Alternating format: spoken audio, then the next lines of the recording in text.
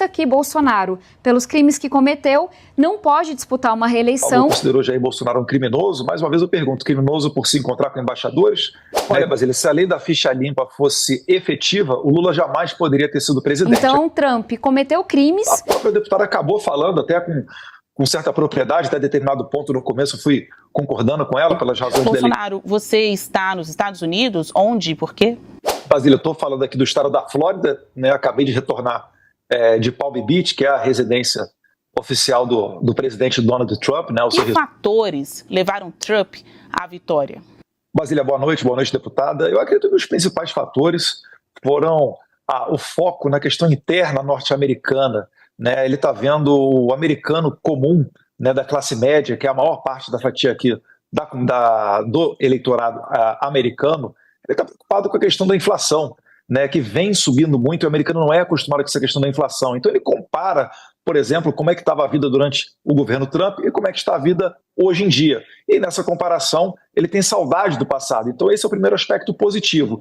E pelo lado negativo, ele vê uma prioridade naquela chamada agenda woke, com a qual ele não concorda. Então tudo passa por questão de escola, ideologia de gênero, a transição de sexo para crianças que são menores de idade, por vezes passando por cima da autoridade dos pais. Então todo esse tipo de agenda, né, o Trump ele se comprometeu em acabar com esse tipo de coisa. E a questão do emprego é a questão que realmente vem forte com relação ao Trump, né, de fazer uma economia forte. E a gente já sente o reflexo disso aqui no Brasil. Tanto é que os investidores estão correndo para comprar dólar, o dólar disparou, porque eles acreditam que os Estados Unidos vai voltar a ser uma grande economia, vai virar, né, uma política muito mais pró-mercado, muito mais liberal e menos socialista. O Trump, que no governo passado fez a maior redução, a maior corte de impostos de toda a história dos Estados Unidos, um pouco o exemplo daquilo que ocorreu aqui durante o governo Jair Bolsonaro, onde mais de 4 mil itens, né, foram reduzidos os impostos e o governo acabou arrecadando mais. Então esses fatores foram os principais que levaram o Trump a ter essa esmagadora vitória, inclusive no voto popular, que lá nos Estados Unidos a eleição ocorre através dos delegados, né? Quem ganha no estado leva todos os delegados daquele estado. E desde 2004, um presidente republicano não era eleito, tendo também consigo o voto popular. Ele colocou mais de 5 milhões de votos em cima da Kamala. Então isso foi um claro, né, recado da sociedade norte-americana, dizendo que prefere um presidente que foi censurado, que foi indiciado, que foi perseguido, ameaçado de ser preso, que ainda assim preferem esta pessoa do que qualquer outra alternativa proposta pela esquerda, seja Joe Biden, seja Kamala ou qualquer outro tipo de presidente. Então é um claro recado de que eles querem sim uma mudança. E isso daí já começa a vir aqui para o Brasil, né, nesse mundo globalizado que a gente vive, a afetar o imaginário do brasileiro. Porque se em 2016 Donald Trump foi eleito em circunstâncias improváveis, tal qual ocorreu com Bolsonaro em 2018, e também, né, os dois acabaram não sendo reeleitos reclamando de suspeitas, né, de um processo eleitoral duvidoso, agora Trump retornou à presidência. Então, por que não também Bolsonaro não pode ter a chance de fazê-lo? Lembrando que sim, tem que ser revertida a questão da inelegibilidade do presidente Jair Bolsonaro, mas aí eu deixo a pergunta para vocês da plateia. Por que Bolsonaro está inelegível? Por se encontrar com embaixadores? Por subir num caminhão de som, né, e dar um discurso no 7 de setembro? E, por outro lado, o que a gente vê na presidência da República aqui do Brasil é uma pessoa que foi condenada por dezenas de juízes em várias instâncias por corrupção, lavagem de capitais, teve, né, uma manobra jurídica dentro do Supremo Tribunal Federal para retirá-lo da cadeia e depois torná-lo elegível. Então, é a esperança de que Bolsonaro retorne também em 2026, começa a ventilar aqui pelo Brasil. Quando a gente olha para os números da economia americana, a gente vê que a inflação vinha sendo controlada e que, na questão do emprego, os resultados recentes eram, inclusive, positivos. Mas o custo de vida, especialmente do americano médio, vem aumentando muito. O que isso quer dizer? Que está difícil pagar as contas, está difícil sobreviver, está difícil respirar.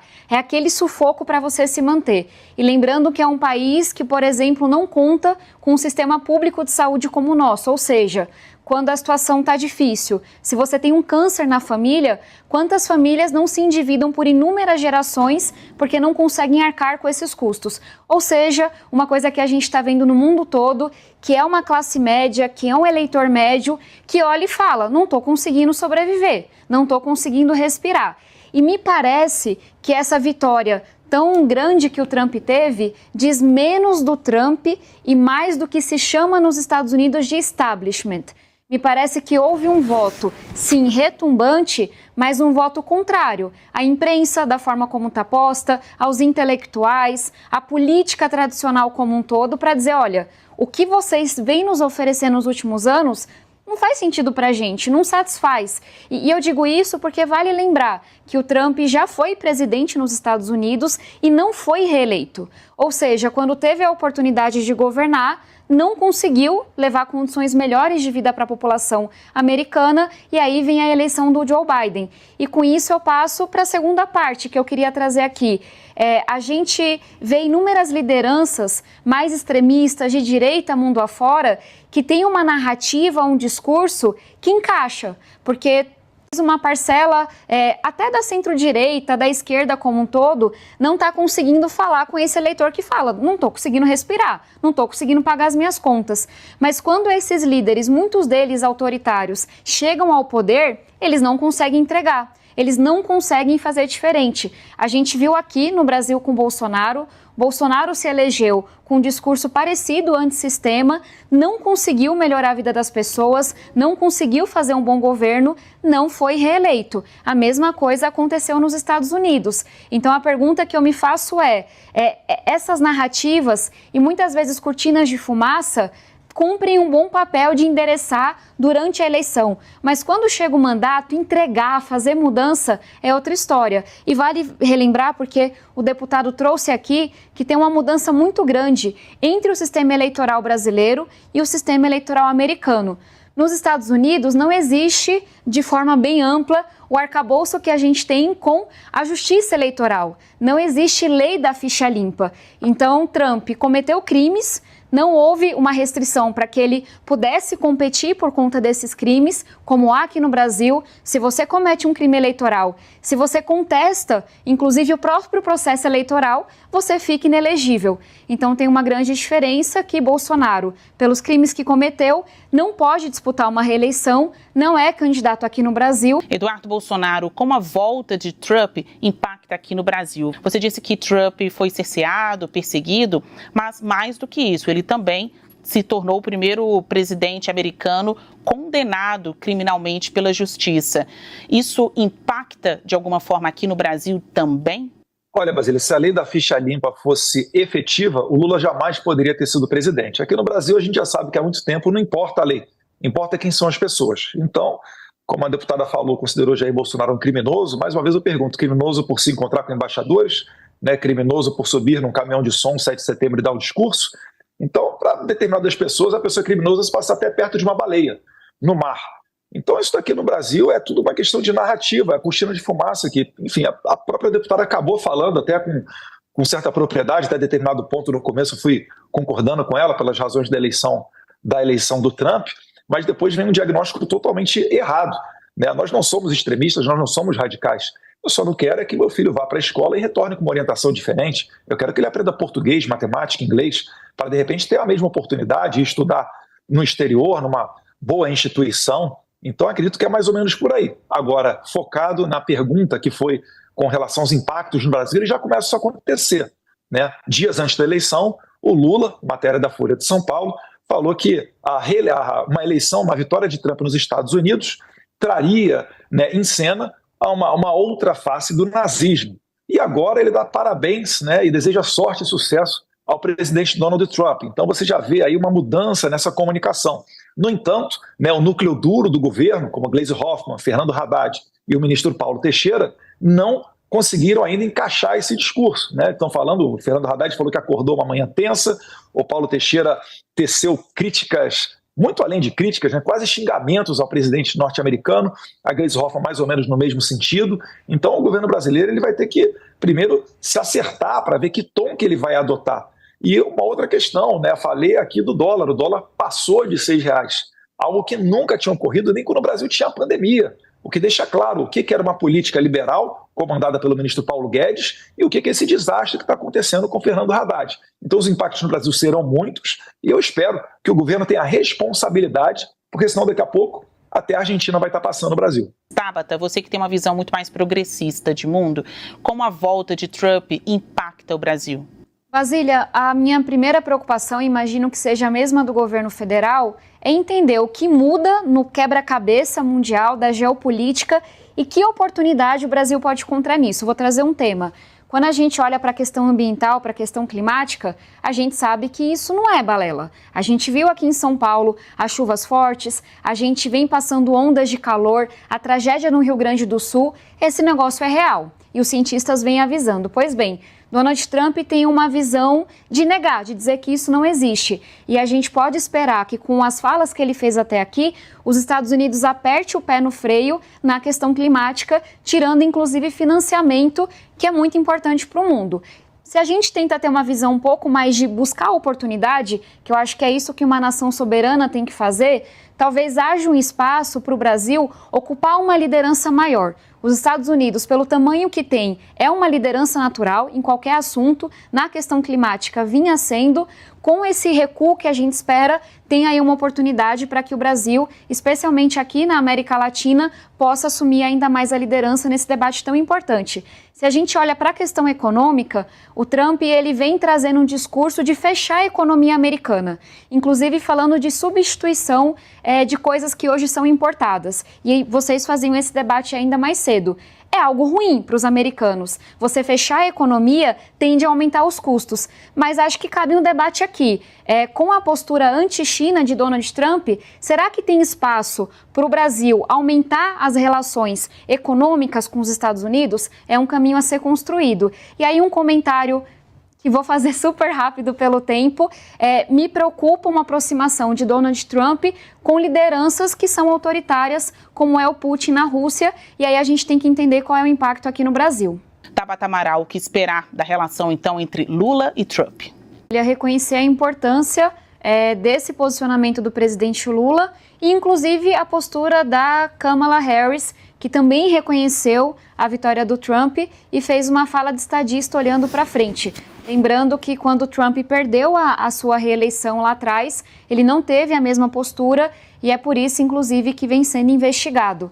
Olhando para frente, que é o que eu estou sempre tentando fazer quando falo da questão ambiental, da questão econômica, me parece que o interesse do governo, o interesse do povo brasileiro nesse momento é reconhecer que esse é o resultado de uma democracia, que o povo americano deixou seus recados nas urnas. A gente pode debater, aprender, analisar, mas o que importa é que Donald Trump é agora presidente eleito dos Estados Unidos e deve sim, espero, ter uma boa relação de colaboração com o Brasil, em temas que são muito caros para a gente, como são os temas ambientais. É naturalmente um diálogo mais difícil, por terem visões de mundo diferente, mas quando a gente fala de temas econômicos, de novo, nesse momento em que os Estados Unidos querem se fechar à China, eu vejo que aí pode existir uma oportunidade econômica muito importante para o Brasil. E aí só aproveitar para fazer um comentário, para a gente ter muito cuidado de não traduzir o que acontece nos Estados Unidos como se de alguma forma fosse preditor de algo do que vai acontecer aqui no Brasil. Historicamente, os pêndulos vão na direção,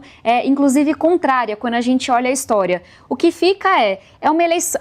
Você tem nos Estados Unidos um sistema bipartidário, isso já muda as coisas. No Brasil, são mais de 30 partidos políticos, eles não têm segundo turno aqui como a gente, e se a gente olha para a eleição municipal, que eu inclusive acabei de participar, tem candidaturas que são boas para ir para o segundo turno, mas que aqui no Brasil foram derrotadas porque são consideradas mais extremistas.